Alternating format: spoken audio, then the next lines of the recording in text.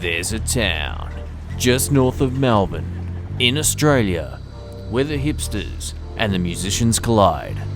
Today we're heading to Algin Street, Carlton, home of the world famous music swap shop. That's swap with an S-W-O-P. It's been well over 10 years since I visited this store and peered through its dirty front windows. This store only sells second-hand items. You take your guitar in, they sell it for you, take a cut, and you get the rest. Pretty cool. I had a number of requests to visit this store, so here it is. Let's go in and see what they've got.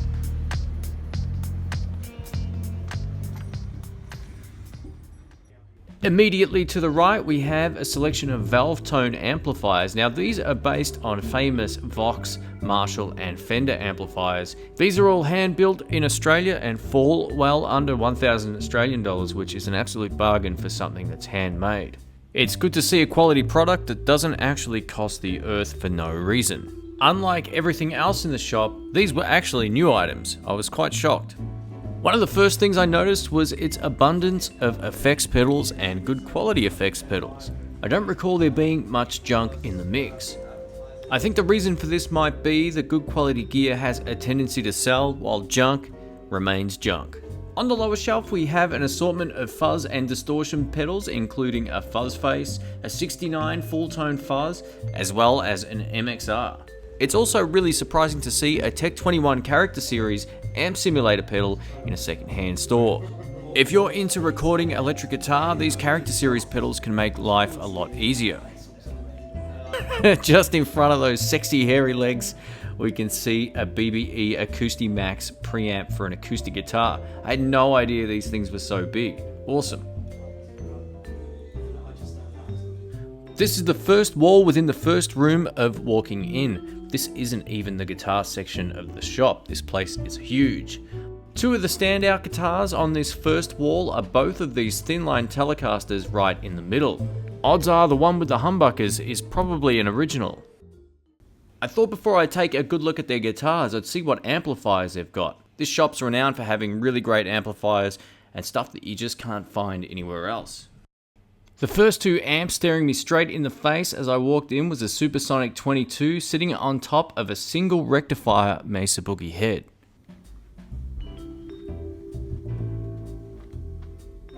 Boom, straight out of the gates, something that I've never seen before. This Australian-made amp is called a Moody. I'd never heard of this before until I looked into it. It's a 35 watt head and it's made in the 60s. Awesome.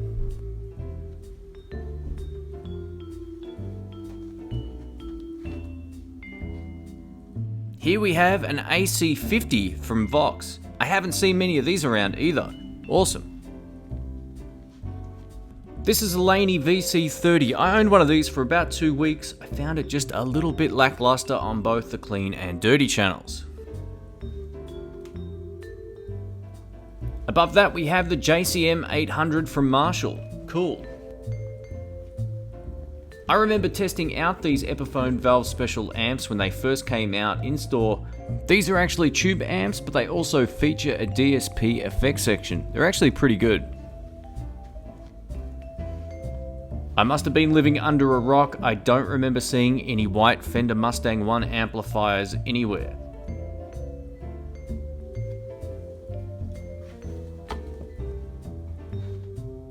There was a time where I couldn't walk into a music store without seeing a legacy amplifier. For those wondering, these are actually rebranded Epiphone amps.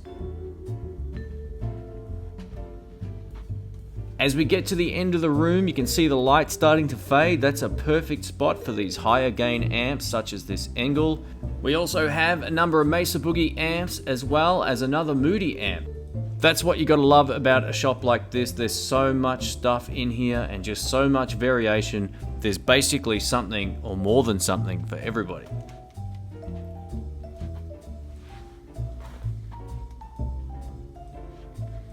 A Bogner. I don't often see these anywhere in Melbourne at any of the stores I've been to.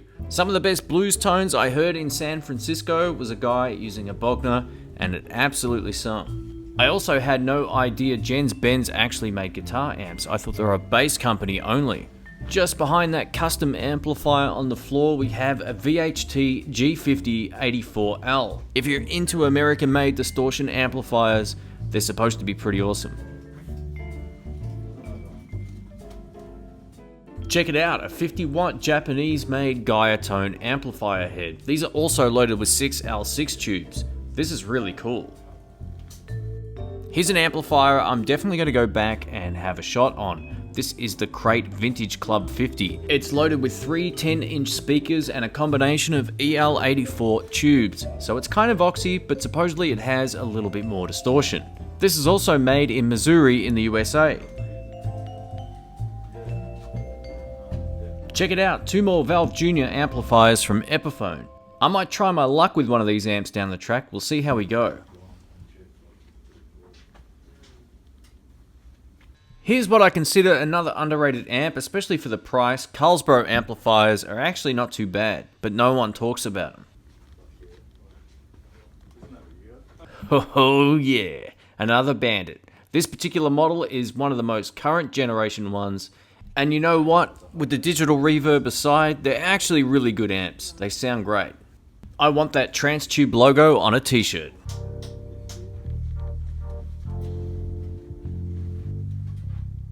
Metal.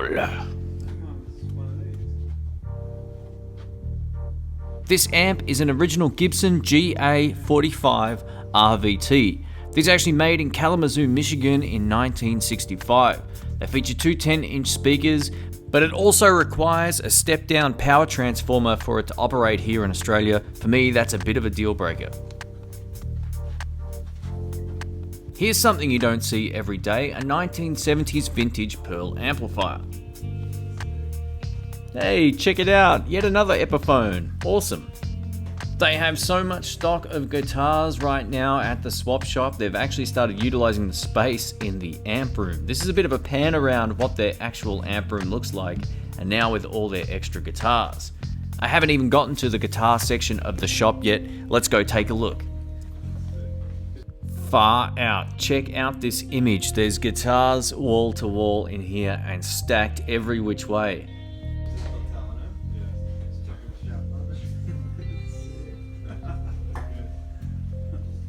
The majority of these guitars are actually Tokai guitars. The Swop Shop currently has the best range of Japanese guitars I've ever seen, so this is an absolute paradise for a guy like me.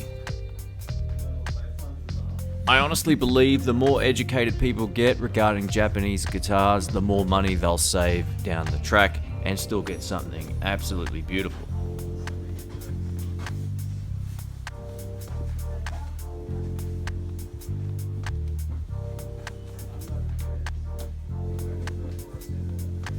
This vintage-made Tokai Japanese Telecaster is definitely one of the best I've ever felt in my hand. The neck is huge. It's just a shame it's right-handed. In this rack we have even more awesome Japanese guitars. The majority of these are actually Burny guitars, which you don't see that often. These are also renowned as lawsuit era guitars. The way you can tell that is from the moustache-shaped headstock at the top. If it's not obvious or you don't know my content or videos on YouTube, I'm a huge Japanese guitar fan. If I was a right-handed guitar player looking for a great instrument, I would definitely be checking out their selection of Japanese instruments. This white guitar at the front is actually a Korean-made SG Gall guitar. I don't know much about them.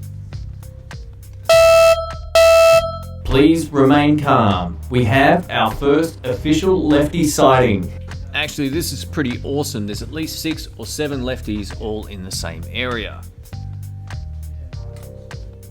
This first guitar is a Bill Lawrence SwampKaster Telecaster. It's made in the USA and it actually looks pretty wild. But at $1,000, it doesn't seem like it's the best deal. We'll come back to the lefties in a sec. Check out some of these guitars.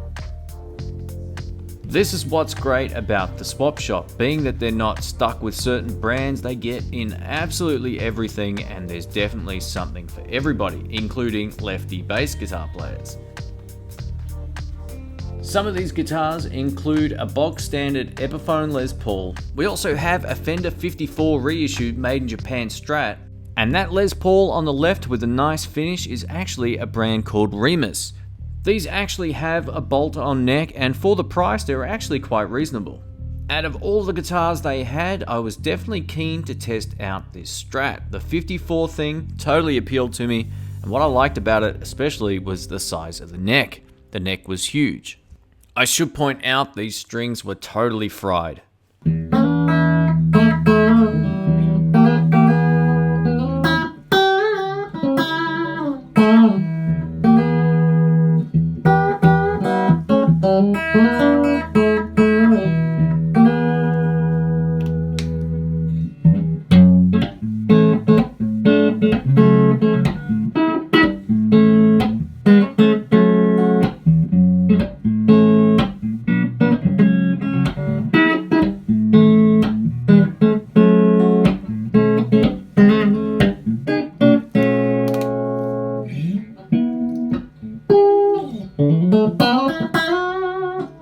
Let's do a walk around and see what else they've got.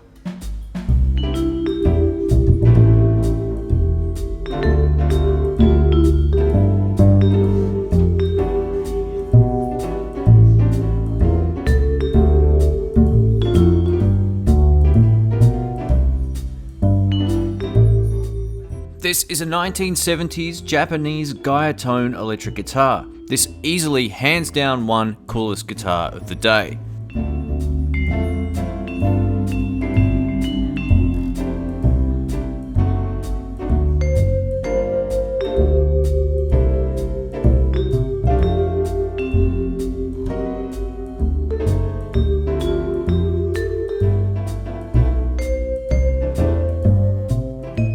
Check out this wild Ibanez SG with 3 humbuckers. It also comes fully loaded with a Bigsby. Cool. Right next to that SG is an Orville SG. You guessed it, made in Japan. This wall is full of Japanese guitars. Here's another Greco in the style of a Strat. At first glance, I just thought it was another Fender Strat. The Swop Shop also has an upstairs area catering to sub $1,000 acoustic guitars. I actually forgot how insanely steep this staircase is.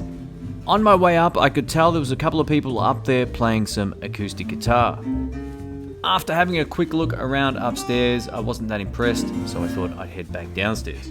There's so much great gear at the Swop Shop, you could seriously spend a few hours going through all of it, making sure you've seen everything it has to offer. Not only does it have a selection of amps that you'd be hard pressed to find here, even on eBay Australia, it also features some of the best guitars you're likely to see in one room, especially if you're into Japanese guitars.